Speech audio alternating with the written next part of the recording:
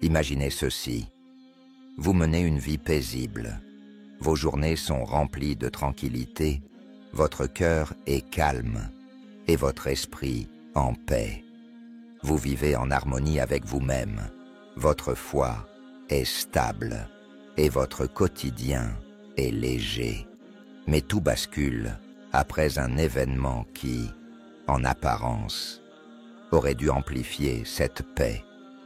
Le mariage.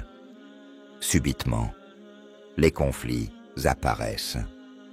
Les tensions s'installent. Ce qui était une source de réconfort devient une source d'angoisse. Les malentendus s'accumulent. La sérénité s'efface.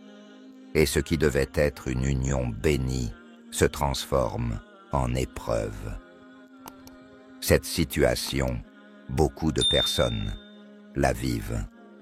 Trop, même.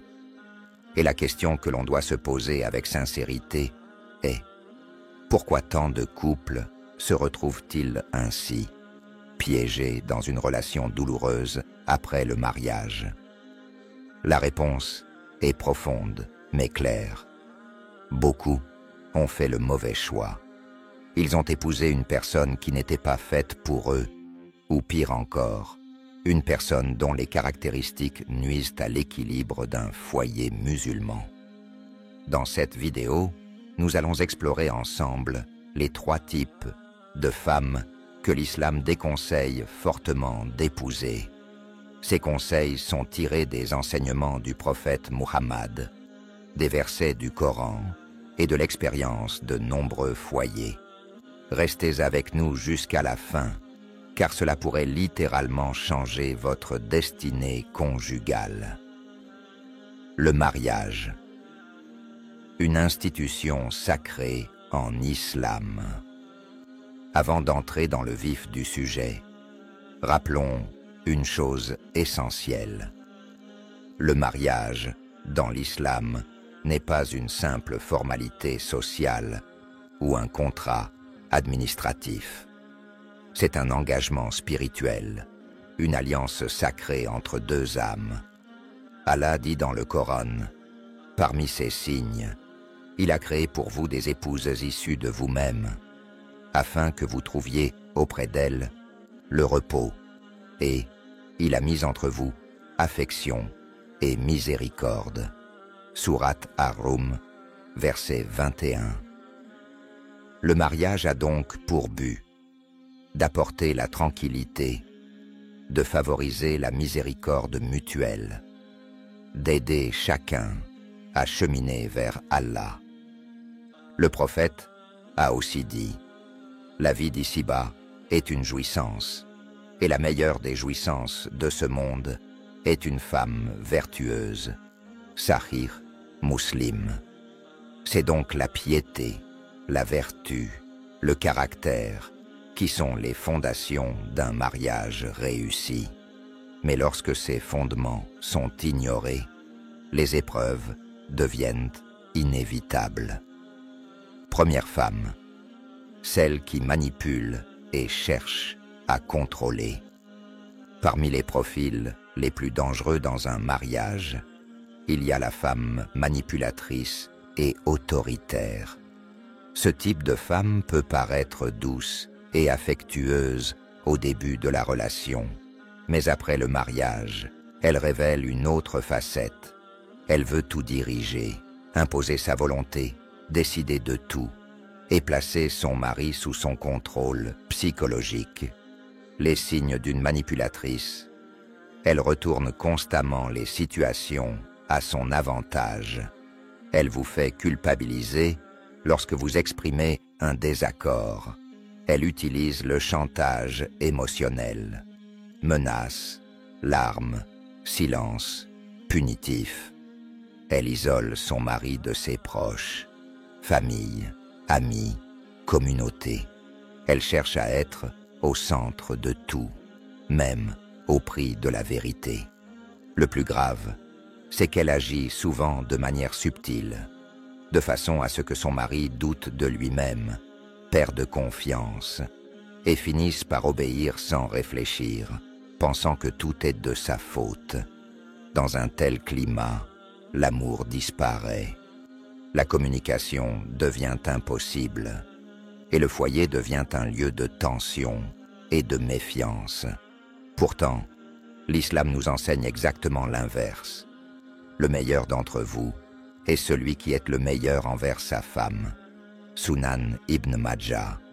Mais cela implique que la femme, de son côté, respecte son mari, ne le rabaisse pas et ne cherche pas à le manipuler.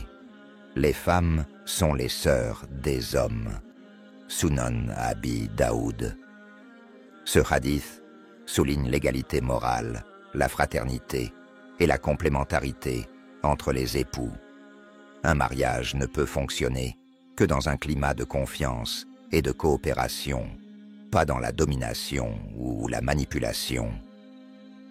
Deuxième femme, celle qui néglige sa religion. L'un des critères les plus fondamentaux dans le choix d'une épouse est la piété. Le prophète Muhammad a dit « La femme est épousée pour 4 choses, sa richesse, sa lignée, sa beauté et sa piété. Choisis celle qui est pieuse, et tu seras heureux. » Sahih al-Bukhari.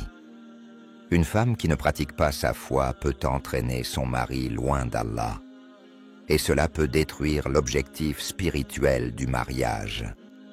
Ce que cela peut inclure, elle ne prie pas régulièrement. Elle néglige le jeûne du Ramadan. Elle banalise le hijab et l'habillage islamique. Elle ne respecte pas la pudeur, ni les limites avec les hommes. Elle rit de la religion ou minimise ses obligations. Dans un foyer où la femme ne prend pas la foi au sérieux, la spiritualité diminue. Les enfants grandissent sans repère religieux. Le mari est démotivé et la maison devient un lieu de distraction plutôt que de rappel d'Allah. Une femme pieuse, en revanche, sera une lumière dans le foyer. Elle rappellera à son mari l'importance du dhikr, de la prière en couple, de l'éducation religieuse des enfants. Elle respectera les moments de silence spirituel. Et elle comprendra que le but du mariage, c'est le chemin vers Allah, pas seulement la vie mondaine. Un foyer sans spiritualité est comme une maison sans lumière. Troisième femme, celle qui aime excessivement la vie d'ici-bas. Le dernier profil est celui de la femme, trop attachée aux choses matérielles, qui ne trouve son bonheur que dans les apparences, vêtements, bijoux, voyages, luxe. Le prophète a dit « La richesse ne réside pas dans la quantité de biens, mais dans la richesse de l'âme. » Sahih al-Bukhari. Cette femme vit dans une logique de consommation, toujours plus de vêtements, une maison toujours plus décorée, une envie constante de comparer, de se montrer, de paraître. Ce comportement peut avoir des conséquences très graves. Pression financière sur le mari, endettement inutile, frustration et disputes fréquentes, insatisfaction permanente, négligence de la vie spirituelle.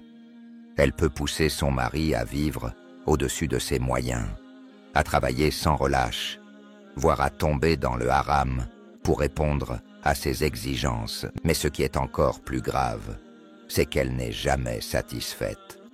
Et dans son obsession des plaisirs terrestres, elle oublie l'essentiel, l'au-delà.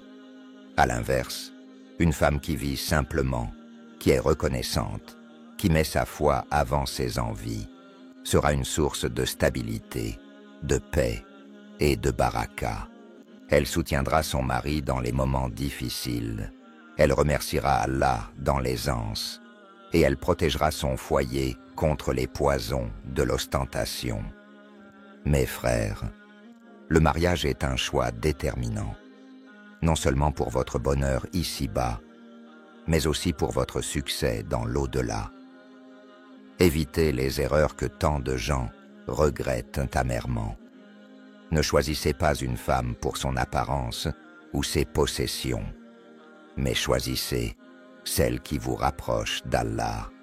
Rappelez-vous, la manipulatrice vous brisera émotionnellement. L'irréligieuse vous éloignera de votre foi. La matérialiste vous entraînera dans une vie vide de sens. Mais une femme pieuse, équilibrée et sincère sera votre plus grande richesse. Que vous soyez à la recherche d'une épouse ou déjà mariée, ces conseils vous permettront de mieux comprendre ce qu'est un mariage béni selon l'islam. Qu'Allah vous accorde une épouse vertueuse, un foyer rempli de paix et de lumière, et une descendance pieuse et stable. Amin.